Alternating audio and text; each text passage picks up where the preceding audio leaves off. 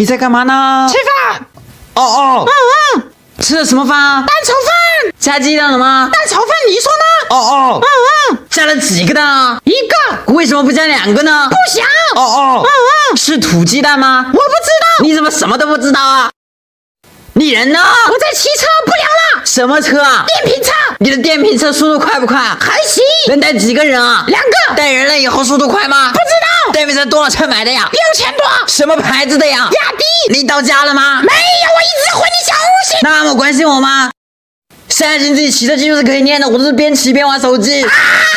你吃的那个蛋炒饭辣不辣呀？太辣了，容易长痘痘。不辣。为什么现在才回啊？我要回家。那你现在到家了吗？到了。你们什么时候睡觉啊？马上就睡。那你睡前洗澡吗？洗澡。什么牌子的沐浴露啊？舒肤佳。舒肤佳不是肥皂吗？也有沐浴露。什么味的呀？玫瑰。洗澡都是按几下？不聊了，我有点困了，我要睡觉了。你说洗澡吗？洗完了我就睡了。你洗澡洗不洗头啊？晚上洗头第2天会头疼。你一般有什么牌子的洗发露啊？海飞丝。哦，和你聊天真开心。晚安。真开心，我笑了。你也开心吗？我开心行了吧？你为什么开心啊？